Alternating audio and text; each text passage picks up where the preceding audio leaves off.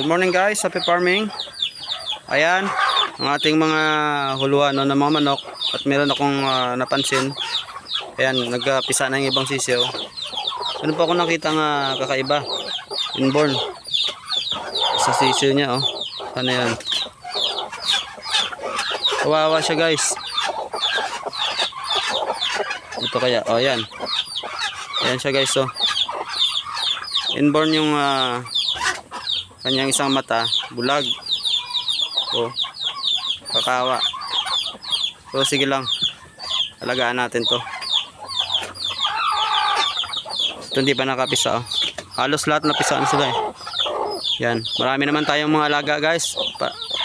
Marami naman tayong pakakainin oh. Oh, tuloy-tuloy lang ating pagbibreed. Dito yan sa Iloilo City, Quintas, Liganis. Ito meron na rin itlog.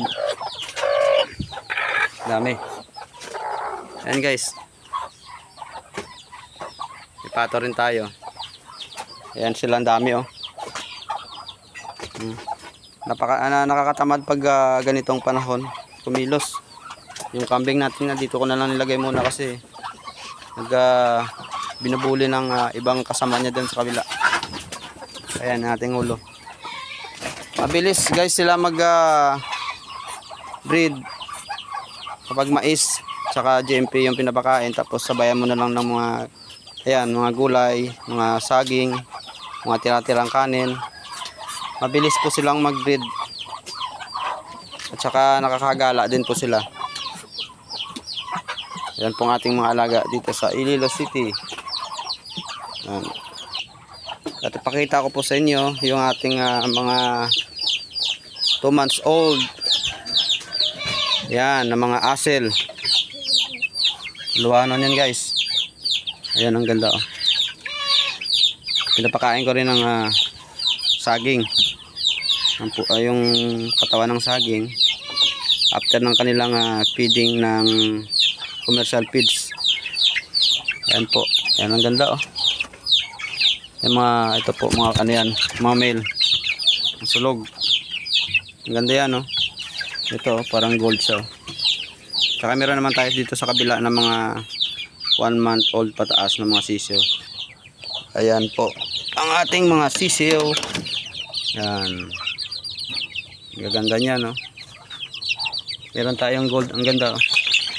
Gold siya. Ay. Yan. Gold na asil yan. Dalawa nun. Ganito pa lang kalaki guys, nag-aaway na sila eh.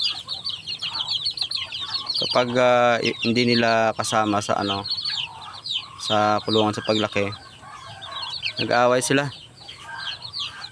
Kaya pag papagala ako sa kanila, group by group, hindi ko sila binibitawan lahat-lahat. Mag-aaway talaga.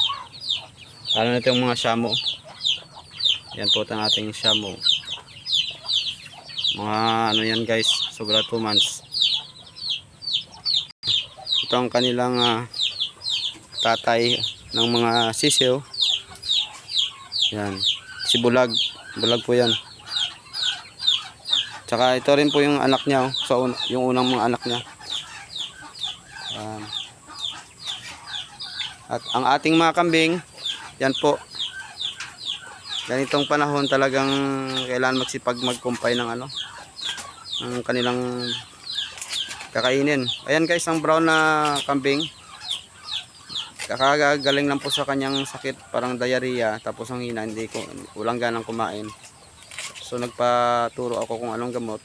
Ang ginamot is Sustalin LA. I-inject pa ako ng 1 ml.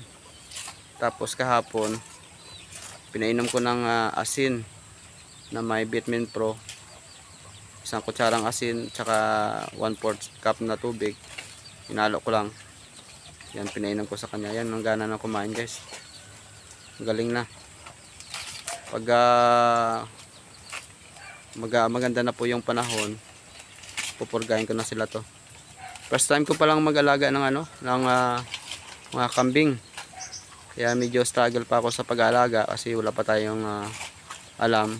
Katanong-tanong lang po tayo at maraming salamat sa mga binilhan ko dahil open naman po sila about sa mga ganitong sitwasyon.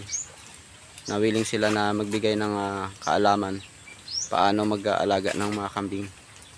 Ayan, laban lang tayo guys mga ganitong panahon.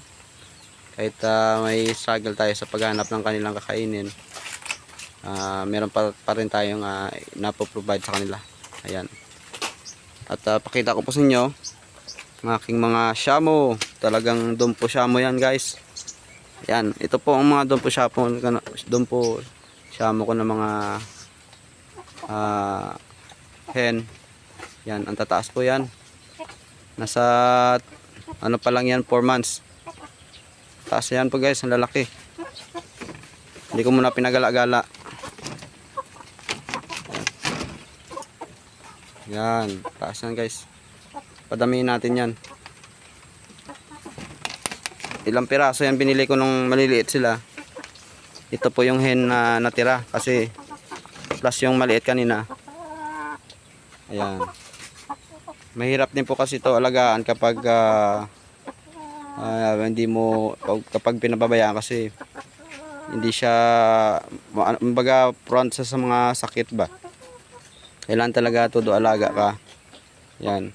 Hindi katulad ng mga aselis, kahit bitaw-bitawan mo lang yan laban sa sakit.